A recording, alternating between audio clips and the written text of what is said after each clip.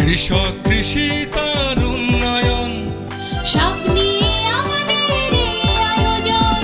বাংলার কৃষি, বাংলার কৃষি, বাংলার কৃষি। ফলবে ফসল ভরবে গোলা, আরো বেশি বেশি।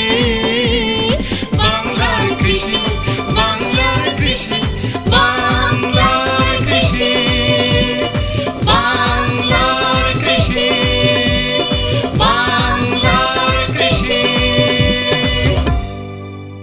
কৃষি তথ্য, প্রযুক্তি, পরামর্শ এবং মাঠ ফসলের করণীয় সম্পর্কে জানাতেই আমাদের এই বাংলার কৃষি। প্রিয় কৃষক ভাইয়েরা, বাংলাদেশ টেলিভিশনের প্রতিদিনের কৃষি বিষয়ক অনুষ্ঠান বাংলার কৃষি দেখার জন্য আমি আব্দুল শহীদ মিঠু আপনাদের আমন্ত্রণ এবং শুভেচ্ছা জানাচ্ছি।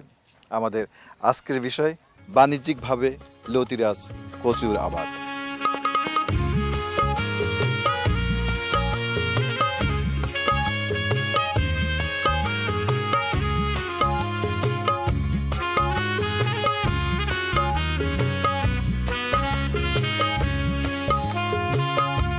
কচু বাংলাদেশের একটি পরিচিত ফসল। কচুর মুখী খুবই উপাদেয়। তাছাড়া এর শাক, ডাঁটা ও ফুল খাওয়া যায়। এটি আয়রন ও পটাশিয়াম সমৃদ্ধ খাদ্য। কচুর মুখির পাশাপাশি এর লতিও বাংলাদেশে খুবই জনপ্রিয় সবজি। বাংলাদেশের অনেক এলাকায় লতি উৎপাদনের জন্য লতিরাজ কচুর আবাদ করা হয়ে থাকে। এসব কচুর লতি উৎপাদন শেষে কচুও সংগ্রহ করা যায়। এ ফসলের আবাদ করে অনেকেই লাভবান হচ্ছেন। কচু আবাদের জন্য তেমন কোনো পরিশ্রম নেই এবং রোগবালাই কম। তুলনামূলক অনুর্বর জমিতে এমনকি ছায়াযুক্ত স্থানেও কচুর আবাদ করা যায়। লতিরাজ কচু শুকনা জমিতে আবাদ করা যায়, আবার বর্ষার সময় কাদা জমিতেও চাষ করা যায়। ময়মনসিংহ জেলার ত্রিশাল উপজেলার কৃষক লতিরাজ কচুর চাষ করেছেন। 18 থেকে 20 ইঞ্চি দূরে দূরে কচু লাগান। কচু লাগানোর 50 থেকে 60 দিন পর লতি সংগ্রহের উপযোগী হয়েছে। সপ্তাহে একদিন লতি সংগ্রহ করা যায়। লতি 30 থেকে 40 টাকা কেজি দরে বিক্রি হয়। প্রতি বছর এ কচুর আবাদ করেন এবং প্রায় 1.5 লক্ষ টাকার লতি বিক্রি করেন।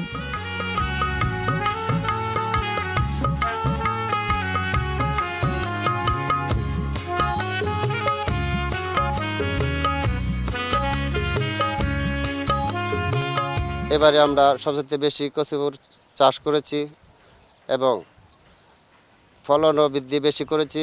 অন্য অন্য ফসলের চাইতেও ভালো ফসল লতিরাজ কচু। এতে আমাদের খরচের পরিমাণটা খুবই কম। একবার রোয়ার পরেই 40 থেকে 45 দিন পরে আমরা ফলন পাইতেছি। এরপরও দেখা গেছে এই চাষাবাদটা আমরা 8-9 মাস লতিরাজ বেচতে পারি, শেষে কচুটাও আমরা বিক্রি করতে পারি। এজন্যই সবচাইতে ফসল লতিরাজ কচুটাই লাভবান ফসল।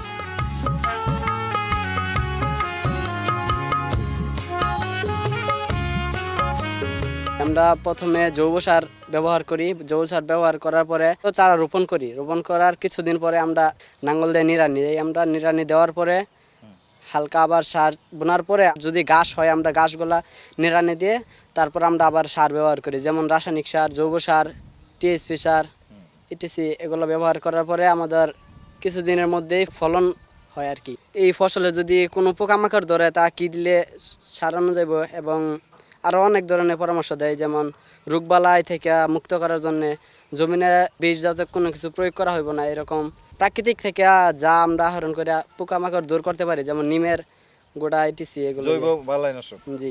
কচুতে তেমন সারের প্রয়োজন না হলেও জৈব সার ব্যবহার করলে উৎপাদন বেশি হয়।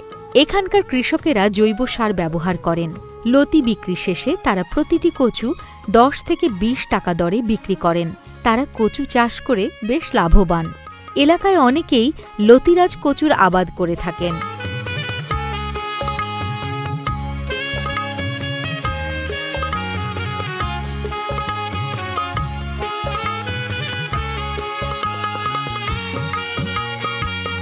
আমরা এই জায়গা থেকে লতি কিনা ঢাকা যায় সাপ্লাই করি, ঢাকা পাইকারি বেশি। এই জায়গায় আমরা দেখা যাচ্ছে 20 থেকে 30 কেজি পর্যন্ত কিনতেছি, ঢাকা 30 থেকে 35 পর্যন্ত বেচতেছি। গৃহস্থের লতিরা 800 থেকে 1200 বেচলে পোষে না, ম্যাক্সিমাম 1000 থেকে 1400 টাকা বেচতে হয়। আমাদের এই জায়গায় প্রতিদিন থেকে দেখা গেছে প্রায় 800 মন লতি, 1000 মন লতি ওঠে। কৃষকেরা অন্য ফসলের তুলনায় কচুর লতি চাষ করে কম খরচে বেশি আয় করতে পারেন। কচু লাগানোর কিছু দিনের মধ্যেই তাদের আয় আসতে শুরু করে এবং অনেক দিন ধরে আয় রোজগার হয়।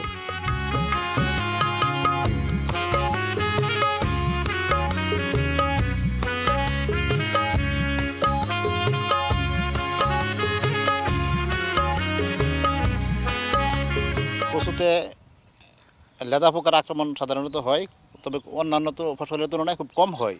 এটা হলে আমরা রিপকট, নাইট্রো, তারপরে একতারা, বিভিন্ন ধরনের ওষুধ আছে, এগুলো আমরা দিতে বলি এবং কৃষকে দেয়। বর্তমানে আমরা জৈব কৃষির উপরে যেহেতু জোর দিচ্ছি, সেই হিসাবে এখন বর্তমানে এই এক ধরনের লিউর বের হয়েছে। এই লিউর যেন কৃষকে বেশি পরিমাণে ব্যবহার করে, এক্সপেরিমেন্ট ট্র্যাপ আর কি, সেটা যেন বেশি পরিমাণে ব্যবহার করে, এই জন্য আমরা কৃষকদেরকে উদ্বোধনকরণ করতেছি।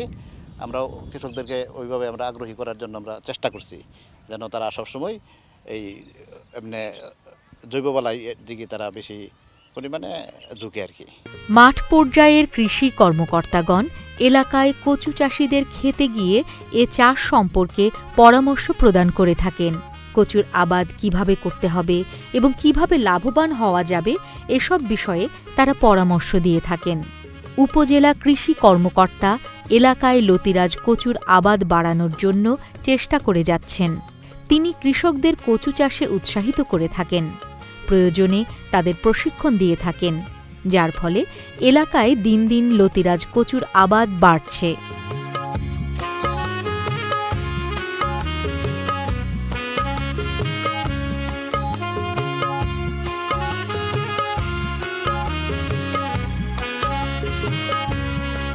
আমাদের এই ত্রিশাল উপজেলায় লতিরাজ কচু ব্যাপকভাবে চাষ হয়। চাষিরা অনেক বছর আগে থেকেই কৃষি সম্প্রসারণ অধিদপ্তরের মাধ্যমে যাত্রী কৃষক পর্যায়ে সম্প্রসারিত হয়েছে। এখন এটা ব্যাপকভাবে চাষ হচ্ছে। আমাদের ত্রিশাল উপজেলার 12টি ইউনিয়ন, একটি পৌরসভায় প্রায় 400 হেক্টর জমিতে লতিরাজ কচুর চাষ হয়। এখানে উৎপাদিত লতা এবং কচুর কাণ্ডটি সারা দেশে সবজি হিসেবে সরবরাহ হয়ে থাকে। গত বছরে লতা চাষ করে কৃষকরা বিঘা প্রতি প্রায় 30 থেকে 40 হাজার টাকা আয় করেছেন। তো এবছরও আশা করা যাচ্ছে এরকম হবে। তো আমাদের এখান থেকে লতা চাষের প্রযুক্তিটা সারা দেশে এখান থেকে সরবরাহ হচ্ছে এবং এখান থেকে লতার চারা যেটা আমরা গুড়ি চারা বলে থাকি, এটা লতাটা যখন বয়স হয়, তখন গোড়াতে যে চারাটা তৈরি হয়, এটাই পরে চারা হিসেবে গুড়ায় যে চারাটা তৈরি হয় ছোটো, ওইটাই পরে রোপণ করা হয়।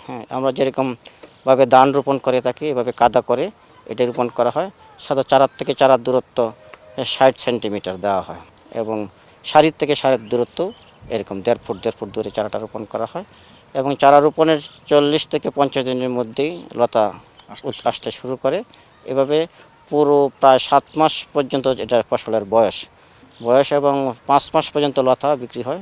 সর্বশেষে তারা এই যে কচুর যে নিম্ন কাণ্ডটা, যেটাকে আমরা রাইজুম বলি, এটাও বিক্রি করে। এবং সার্বিকভাবে এটা লাভজনক একটা ফসল, এটা একটা উচ্চমূল্যের ফসল, পুষ্টি এবং দামে এটা একটা সমৃদ্ধ সবজি। আমাদের উপসাগরের কৃষি কর্মকর্তাগণ সর্বাত্মক পরিশ্রম করে যাচ্ছে এই ফসলের রোগ বালাই থেকে রক্ষা করে কচু সহ অন্যান্য সকল ফসল যাতে উৎপাদন অব্যাহত থাকে। আমাদের মাননীয় প্রধানমন্ত্রীর যে নির্দেশনা রয়েছে, কোনো জমি যাতে পতিত না থাকে, উৎপাদন বৃদ্ধি করা এবং পাশাপাশি উৎপাদনের ধারাবাহিকতাটা অব্যাহত রাখা, এই হিসাবে আমাদের ত্রিশাল উপজেলার কৃষি সম্প্রসারণ অধিদপ্তরের আওতায় উপজেলা পর্যায়ে কর্মকর্তার নির্দেশনা মোতাবেক মাঠ পর্যায়ে উপসাগরের কৃষি কর্মকর্তাগণ সার্বক্ষণিক তৎপর রয়েছে এবং কাজ করে যাচ্ছে দিনরাত। কচু লতি এবং কচু উভয়ই সুস্বাদু খাদ্য।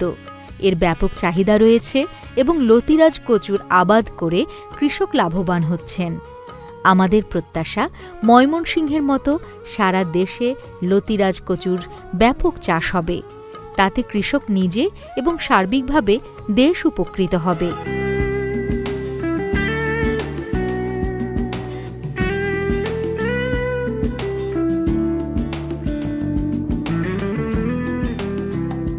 পৃথিবীর প্রায় সকল দেশে কোভিড-19 অর্থাৎ করোনা ভাইরাসের প্রাদুর্ভাবে মানব স্বাস্থ্য আজ হুমকির সম্মুখীন।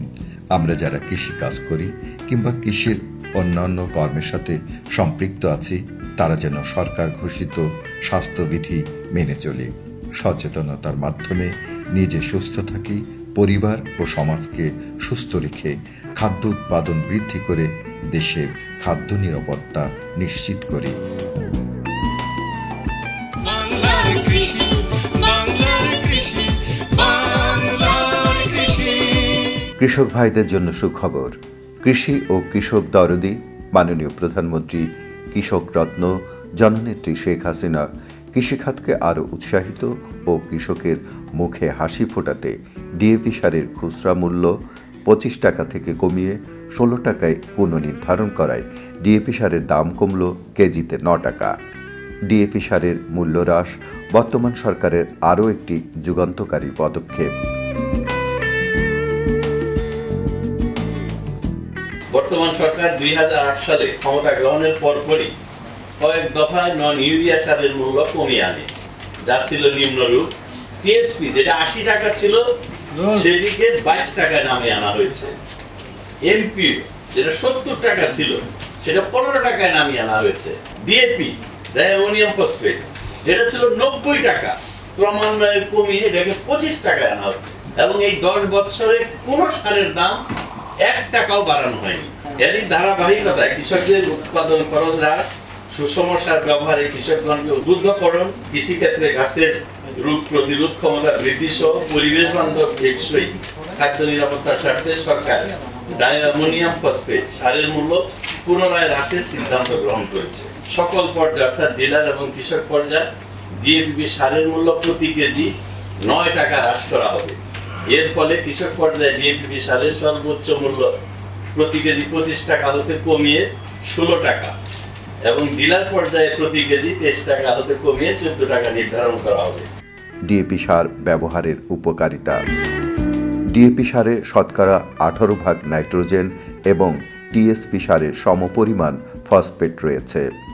এ সার প্রয়োগে ইউরিয়া ও টিএসপি উভয় সারের সুফল পাওয়া যায় এবং ইউরিয়া সারের ব্যবহার হ্রাস পায়, ফলে অর্থ ও শ্রম উভয়ই সাশ্রয় হয় এবং ফসল উৎপাদন খরচ কমে আসে।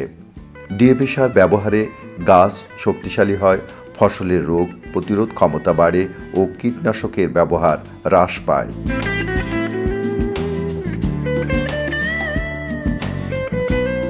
ডিএপি সার মানসম্পন্ন, ফসল উৎপাদনে কার্যকর এবং পরিবেশ বান্ধব।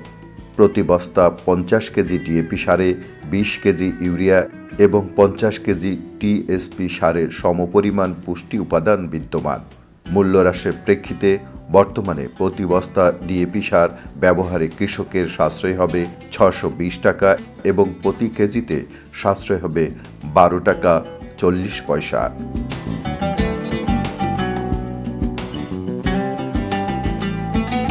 এই সিদ্ধান্তের মাধ্যমে মাননীয় প্রধানমন্ত্রী শেখ হাসিনা আবারও প্রমাণ করলেন তাঁর সরকার আন্তরিকভাবে কৃষি ও কৃষকের কল্যাণে নিবেদিত।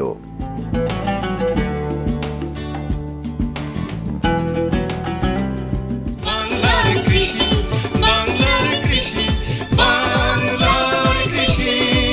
অনুষ্ঠান সম্পর্কে আপনাদের যে কোনো মতামত আমাদেরকে লিখতে পারেন।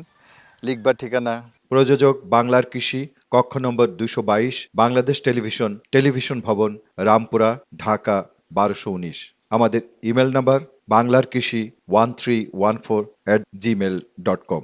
আমাদের ফেসবুক আইডি বাংলার কৃষি। আপনারা ইচ্ছে করলে আমাদের অনুষ্ঠানটি ইউটিউবে দেখতে পারেন। আজ এই পর্যন্তই কৃষক ভাইরা, আপনারা সবাই ভালো থাকুন, সুস্থ থাকুন, এই কামনায় শেষ করছি আজকের বাংলার কৃষি। আল্লাহ হাফেজ। কৃষক কৃষি তার উন্নয়ন, স্বপ্নে